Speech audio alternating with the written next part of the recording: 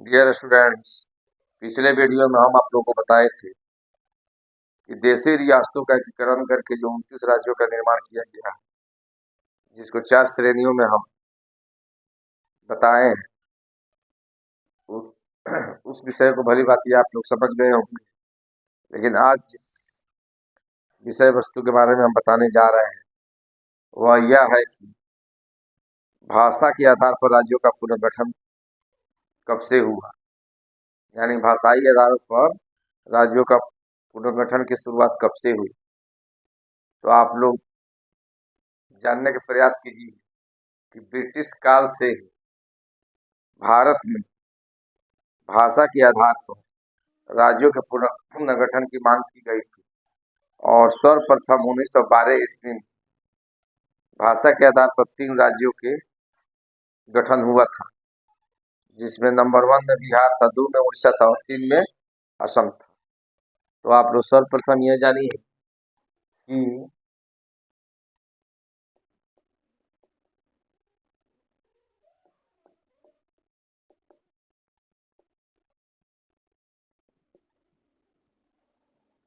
भाषाई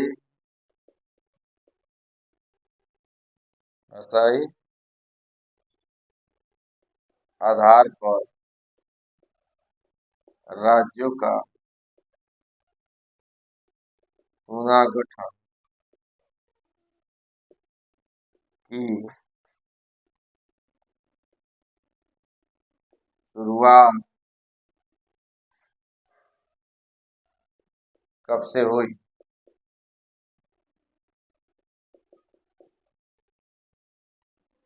तो ब्रिटिश काल से ही ब्रिटिश काल से ही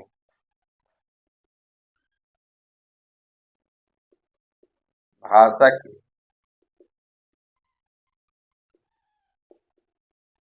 आधार पर भाषा के आधार पर राज्यों का गठन करने की मांग शुरू हुई थी शुरू हुई थी जिसका परिणाम 1900 जिसका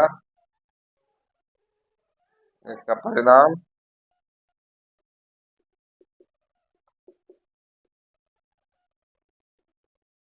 1912 ईस्वी में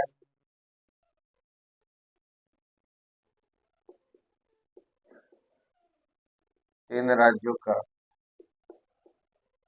3 राज्यों का गठन किया गया। वह राज्य कौन कौन है? नंबर 1 में बिहार, नंबर 2 में उड़ीसा और नंबर 3 में जो है, नंबर 1 में बिहार है, नंबर 2 में उड़ीसा है और नंबर 3 में असम। यानी ब्रिटिश शासन काल के दौरान भाषा के आधार पर सर्वप्रथम राज्यों का जो गठन हुआ था और वह कौन कौन राज्य था। तो 1912 ईस्वी में 3 राज्यों का गठन हुआ था, वह बिहार, उड़ीसा और असम था। इस चीज को भली भांति आप लोग समझ गए होंगे। उसके बाद भाषा के आधार पर तो जाहिर सी बात है तेलुगु राज्य की स्थापना, यानी साउथ भारत में भाषा के आधार पर राज्यों के पुनर्गठन की मांग तेज हो गई और तेलुगु भाषा के आधार पर आंध्र प्रदेश राज्य की गठन करने की मांग उठने लगी और इसी के आधार पर जो है आप लोग जानिए कि भाषाई आधार पर तेलुगु राज्य की स्थापना की मांग करने के लिए 1913 ईस्वी में क्या हुआ, आंध्र महासभा की स्थापना की गई। ओके, उसके बाद जो 1918 ईस्वी में जो नेक्स्ट कंटेंट है कि क्या है, इसको भी आप लोग जानिए कि भाषा के आधार पर भाषाई आधार पर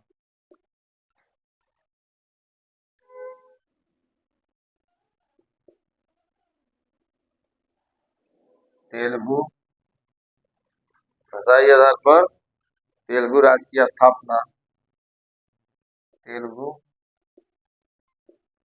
राज्य की स्थापना करने के लिए क्या किया गया, भाषाई आधार पर तेलुगु राज्य की स्थापना करने के लिए आंध्र महासभा की स्थापना की गई। क्या की गई,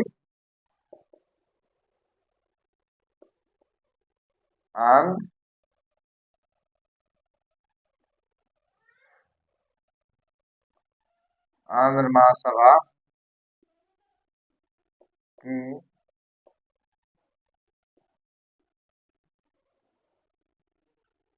स्थापना की गई। और इसके बाद जो है मांग जो है बढ़ते गया और दक्षिण भारत में भाषा के आधार पर और भी ज़्यादा मांग तेज हो गई और सभी राज्यों का मांग बढ़ने लगी कि भाषा के आधार पर ही राज्य का गठन किया जाए।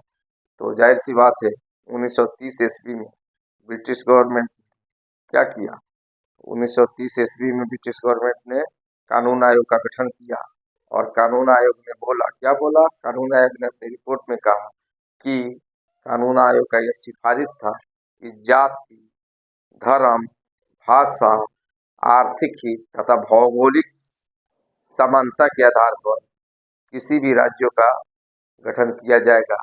और उसी सिफारिश के आधार पर जो है जाहिर सी बात है 1936 ईस्वी में सिंध प्रांत का गठन किया गया। ओके, तो इस चीज को भली भांति आप लोग समझ गए होंगे, इसमें कोई आप लोग परेशानी नहीं हुई होगी। तो इसको भी आप लोग लिख लीजिए कि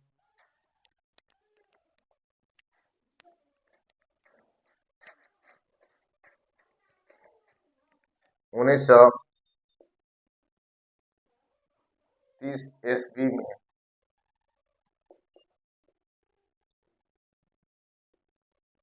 कानून आयोग के सिफारिश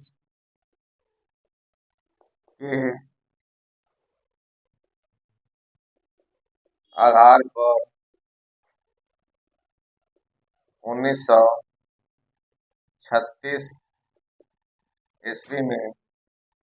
1936 ईस्वी में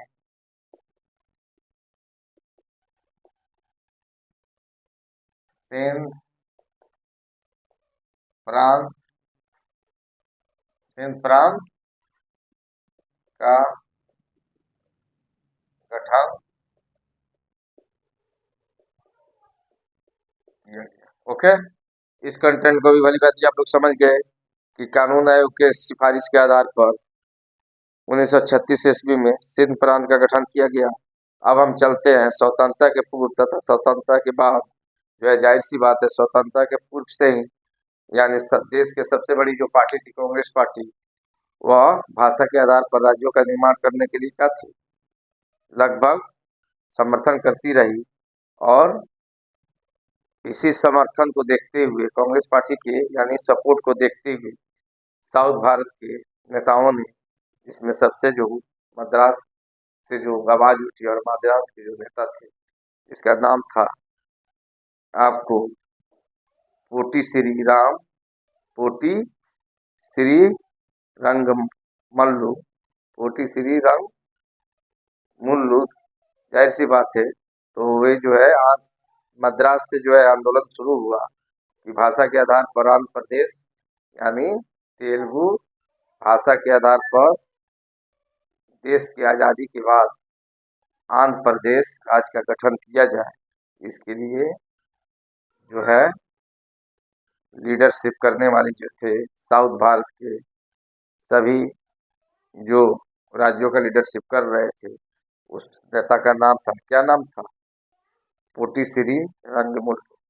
उन्होंने क्या किया, उन्होंने एक व्यापक आंदोलन चलाया और उस व्यापक आंदोलन के आधार पर उन्होंने क्या किया, लास्ट में अनशन पर बैठ गए और अनशन उन्होंने 56 दिनों तक किए। कितने दिनों तक?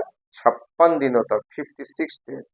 और उसके बाद अनशन के दौरान ही उनकी मृत्यु हो गई 15 दिसंबर 1952 ईस्वी। अब जाहिर सी बात है, इस सिचुएशन को देखते हुए और देश में जब वह उनकी मृत्यु हुई तो देश में और आंदोलन क्या हो गया, उग्र हो गया और माहौल खराब होने लगा और देश में आक्रोश फैल गया। तो इस आक्रोश को दबाने के लिए पंडित जवाहरलाल नेहरू ने क्या किया, जल्द ही तेलुगु राज्य की तेलुगु भाषा के आधार पर यानी स्वतंत्र भारत में पहली बार भाषा के आधार पर उनके मरने के बाद 1953 ईस्वी में जो है यानी 10 अक्टूबर 1900, कहने का अर्थ है कि 10 नहीं, सॉरी 1 अक्टूबर 1953 ईस्वी में आंध्र प्रदेश की भाषा के आधार पर पहली बार जो है गठन की गई और उसके बाद एक कमेटी का गठन किया गया कि देश में किस आधार पर, प्रशासनिक आधार पर राज्यों का पुनर्गठन किया जाए कि भाषा के आधार पर राज्यों का पुनर्गठन किया जाए। तो यह जो है विडम्बना बहुत दिनों से आ रही थी, यानी हमारा देश स्वतंत्र हुआ और उसके बाद से यह विडम्बना आई कि भाषा के आधार पर राज्यों का पुनर्गठन किया जाए कि प्रशासनिक आधार पर राज्यों का पुनर्गठन किया जाए। तो इन सब बातों को देखते हुए जाहिर सी बात है फजल अली आयोग, लास्ट में जो है कमीशन फजल अली आयोग कमीशन गठित की गई, जिसके बारे में हम चर्चा करेंगे। लेकिन पहले यह जानते हैं कि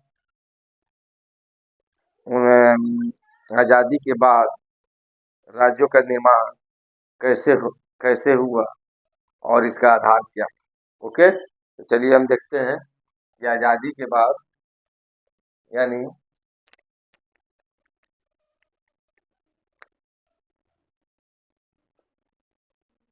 आज़ादी के बाद राज्यों का निर्माण कैसे हो। ओके, ये प्रश्न बनता है कि आज़ादी के बाद राज्यों का निर्माण कैसे हो। तो पहला मैटर आया, यह आया कि इस प्रशासनिक आधार पर राज्यों का निर्माण किया जाए। प्रशासनिक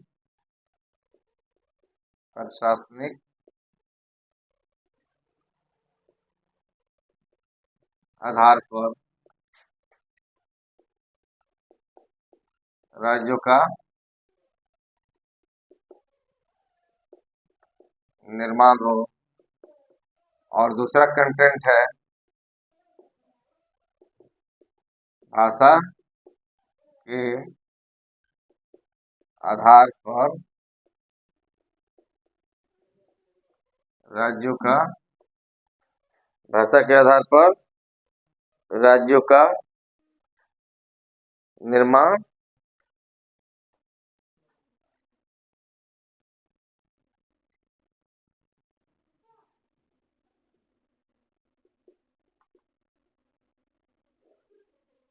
हो।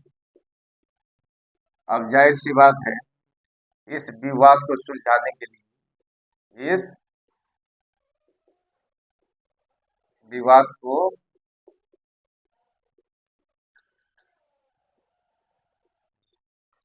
सुलझाने के लिए डॉक्टर राजेंद्र प्रसाद, जो संविधान सभा के क्या थे, डॉक्टर राजेंद्र प्रसाद भारतीय संविधान सभा के जो अध्यक्ष थे, उन्होंने 4 सदस्यीय कमीशन यानी 4 सदस्यीय कमेटी का गठन किया।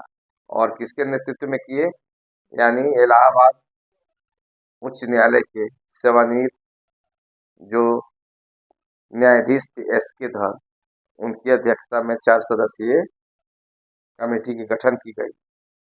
और वह क्या की, वह कमीशन, वह कमेटी जो इसका छानबीन शुरू किया। और उसके बाद हम देखते हैं क्या हो रहा है। इस विवाद को सुलझाने के लिए डॉक्टर राजेंद्र प्रसाद ने डॉक्टर राजेंद्र प्रसाद ने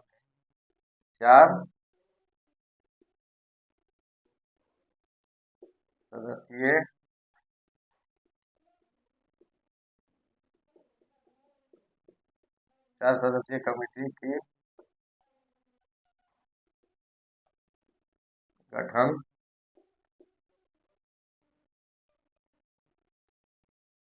की है। एस.के.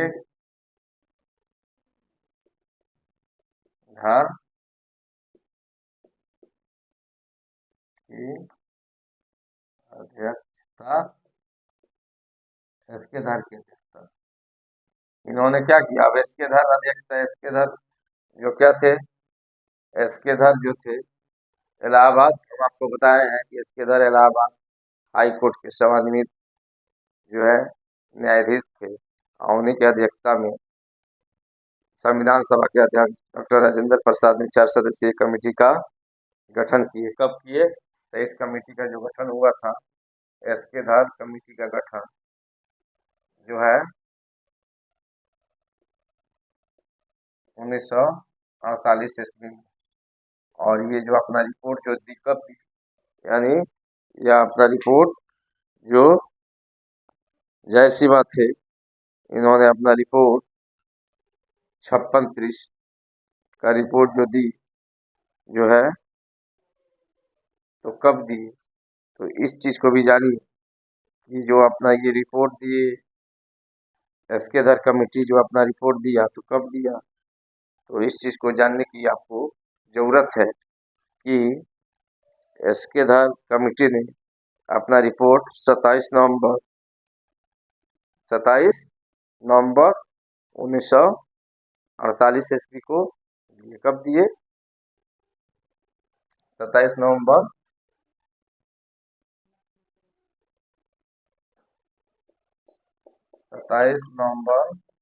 1948 ईस्वी को अपना 56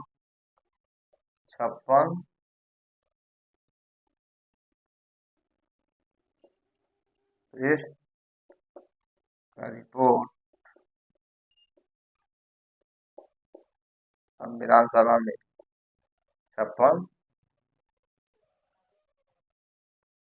संविधान सभा में पेश,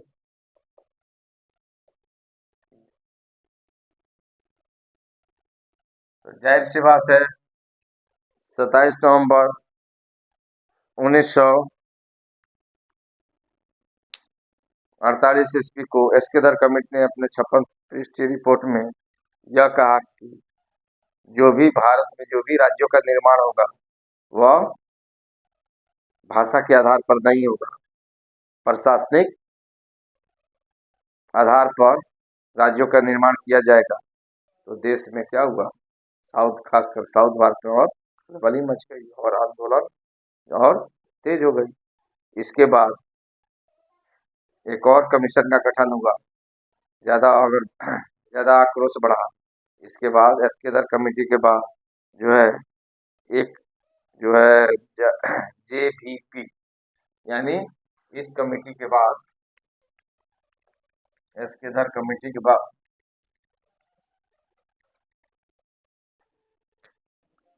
जे वी पी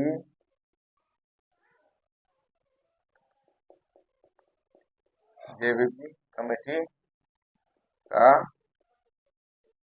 गठन किया गया।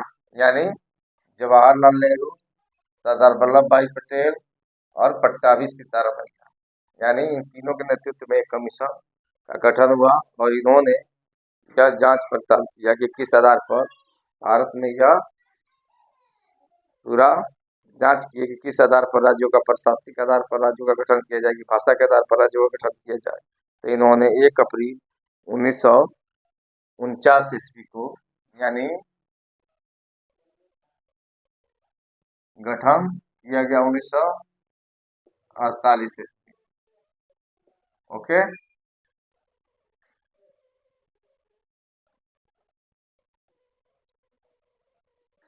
27 हो गया। तो इधर आपका 1 नवंबर 1949 ईस्वी।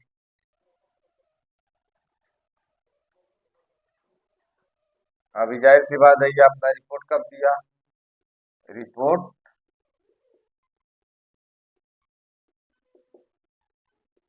पेश किए 1 नवंबर 1949 ईस्वी में। और इस रिपोर्ट में भी कहा गया कि भाषा के आधार पर राज्यों का जो है गठन जो है नहीं होनी चाहिए। क्या कहा गया इस रिपोर्ट में भी, क्या कहा गया इस रिपोर्ट में भी कहा गया, इस रिपोर्ट में भी कहा गया कि भाषा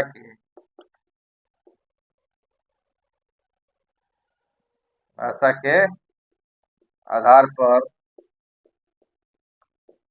राज्यों का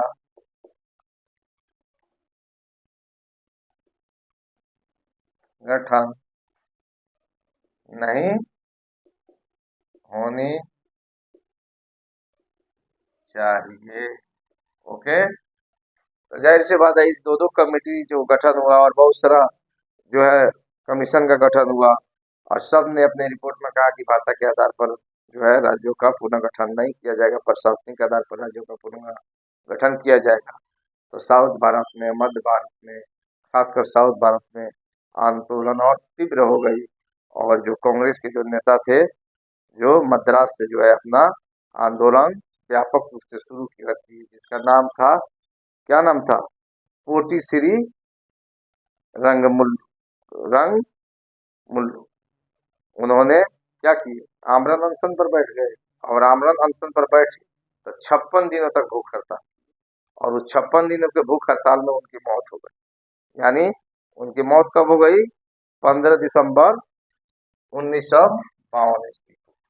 यानी पोटिश्री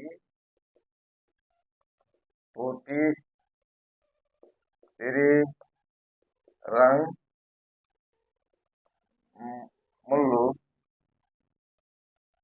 जो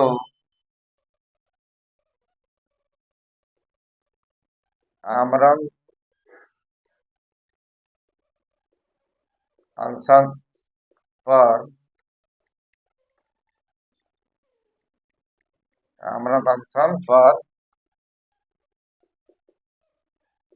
बैठे थे कि तेलुगु भाषा के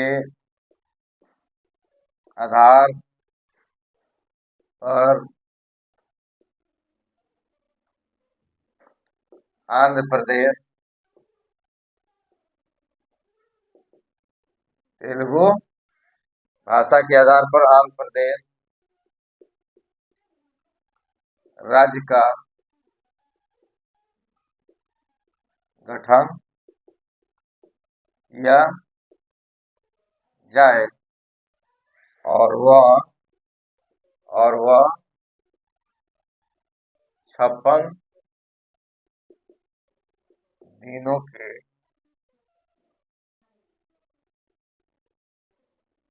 अनशन के बाद 56 दिनों के क्या 56 दिनों के अनशन के बाद 56 दिनों के अनशन के बाद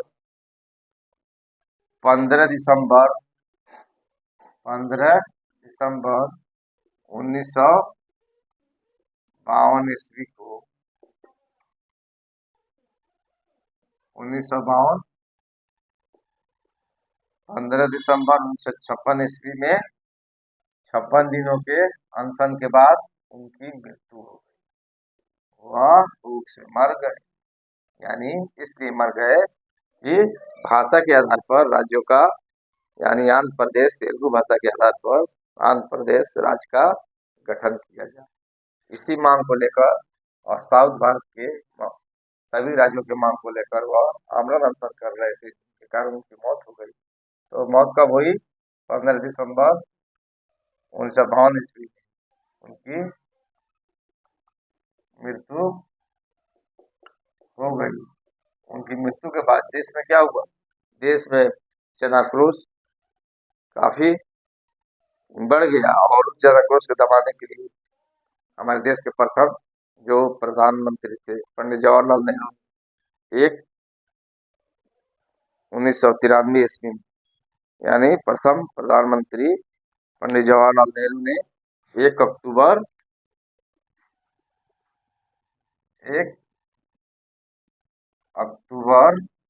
1953 ईस्वी में भाषा के आधार पर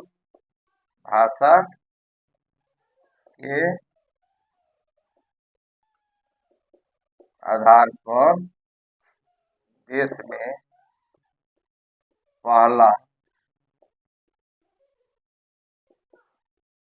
आंध्र प्रदेश राज्य का गठन किया गया।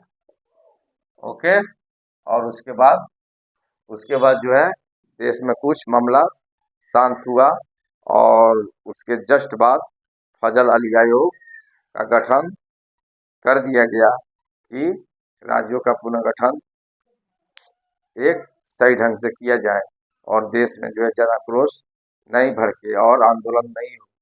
तो हम नेक्स्ट वीडियो में इस पर हम चर्चा करेंगे। अगर वीडियो अच्छा लगे तो आप लोग लाइक कीजिए, सब्सक्राइब कीजिए और कमेंट कीजिए। Okay, thanks.